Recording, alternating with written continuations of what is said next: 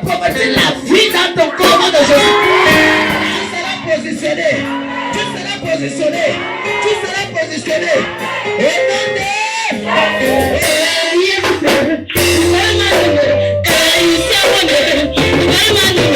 Shalom peuple de Dieu, soyez abondamment bénis là où vous vous trouvez.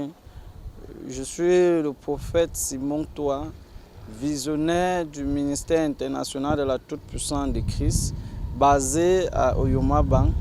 Je suis là pour parler de l'annonce du ministre Paul Atangandi concernant la fermeture des églises non déclarées au Cameroun.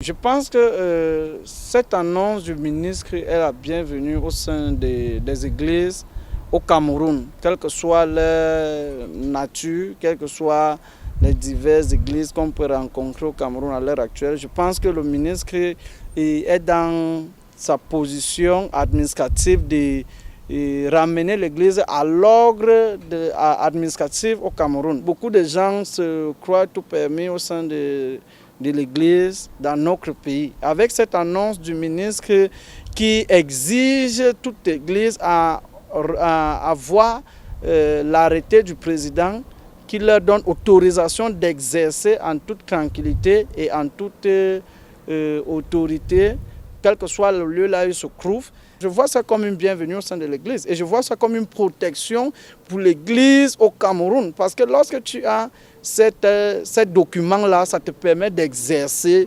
librement, ça te permet d'être à l'abri de beaucoup de situations qui peuvent arriver lorsqu'on rend ministère. Vous pouvez avoir des infiltrations dont le ministre et son annonce sont les bienvenus au sein de l'église camerounaise.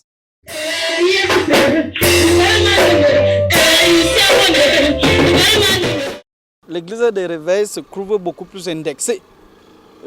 Pourtant, elle n'est pas la seule à exercer au Cameroun sans être en norme avec l'administration camerounaise. Moi, je connais beaucoup de prêtres orthodoxes et autres qui se sont levés d'un jour à l'autre et ont ouvert vraiment des structures dans des maisons et ont commencé à exercer, à prier, à crier même plus que certaines églises de réveil, mais qui ne sont pas en règle.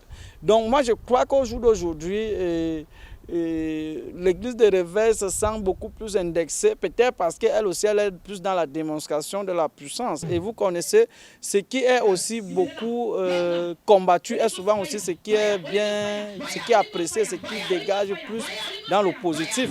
Et même la Bible elle a dit que on vous fera la guerre. Nous devons aussi connaître que nous avons les Gallicans, nous avons les orthodoxes, nous avons les catholiques même qui ouvrent des brèches, des branches un peu de partout. Et puis, ce n'est pas seulement le réveil. Lorsque vous entrez dans les quartiers, vous allez voir que vous allez vous retrouver beaucoup de structures religieuses qui sont en train d'exercer.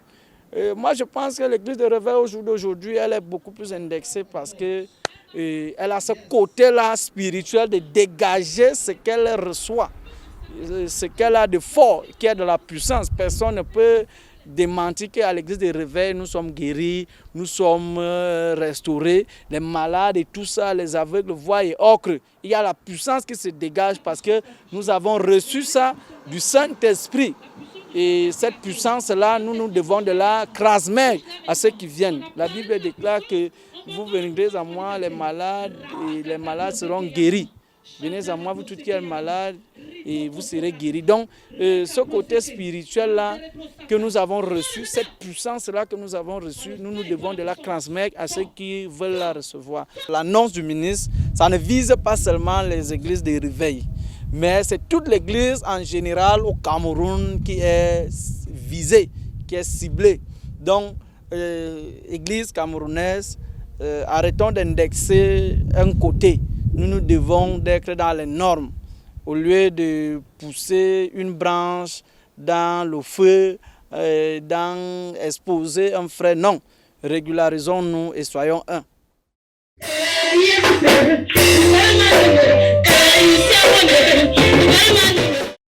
Je bénis déjà Dieu pour cette question parce que c'est une question qui gangrène la nation au jour d'aujourd'hui. Vous connaissez, la Bible nous déclare que l'homme n'est pas seulement fait de la chair.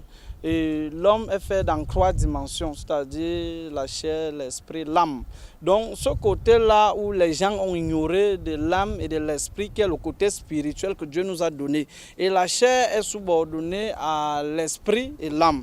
Donc moi je pense que l'Église aujourd'hui vient réveiller ce côté spirituel qui est caché et qui somnole en nous. L'Église apporte un changement à la société. Donc une société qui est dans un bain de sang, je pense que l'Église a sa place au point où elle permet aux uns et aux autres d'avoir l'amour avec leurs frères, avec son prochain.